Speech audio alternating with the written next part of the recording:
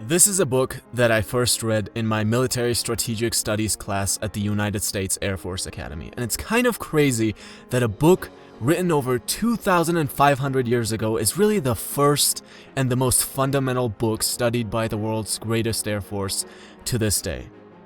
And you might not necessarily be fighting wars, but business is basically the modern day warfare. So if you own one or work for one, which should basically be everyone, then this book is just as useful for you as for a military strategist.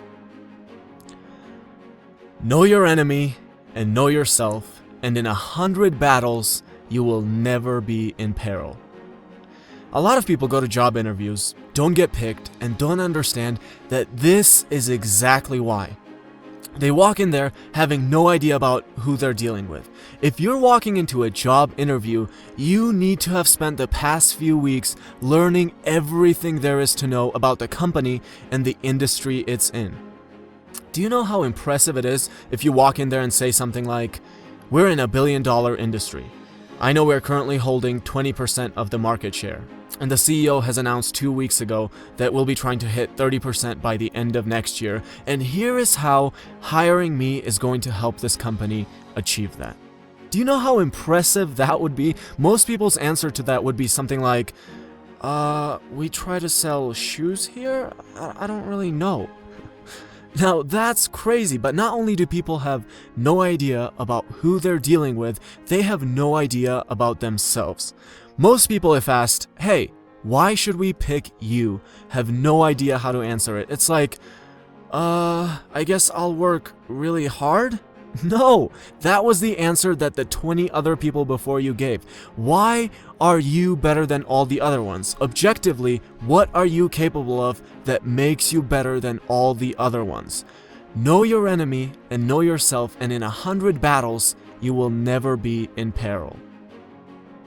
Avoid what is strong, attack what is weak. So when Jen gets a job at a company, she goes in and sees how everyone's really good at answering the phone, and she says, "I'm going to work hard and be better than everyone when it comes to answering the phone." And Jen's never going to be valued in that company. There are all these other people who are really good at answering the phone. You don't want to compete there. You want to be the Jen who everyone goes up to with insurance questions because you're the only person in there who knows everything there is to know about insurance. Same thing in business. No wonder businesses have such a huge rate of failure when people walk into a business trying to compete with Walmart on price. Why are you attacking what is strong? You're never going to beat Walmart on price. But what are the weaknesses? What do people demonize Walmart for?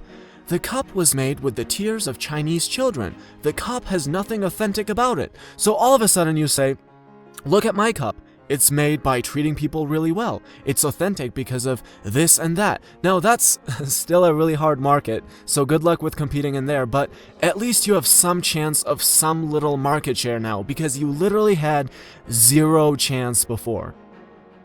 To win 100 battles is not the height of skill. To subdue the enemy without fighting is. It's amazing how everyone's obsessed with suing today. There's definitely a time when fighting is the last resort, but a lot of these cases could be solved just by picking up the phone.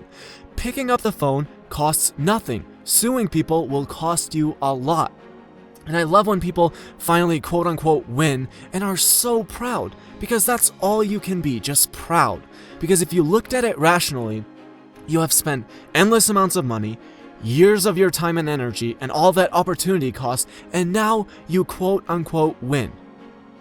Maybe the benefit was higher than the cost in your situation, and that's awesome, congratulations, but a lot of times it's not. You're smarter than your opponent. You don't rely on emotions like anger and pride to decide if you're going to fight or not.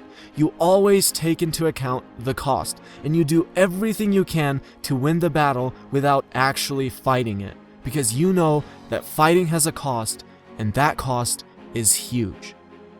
So the 3 big ideas are: know your enemy and know yourself, and in 100 battles, you will never be in peril.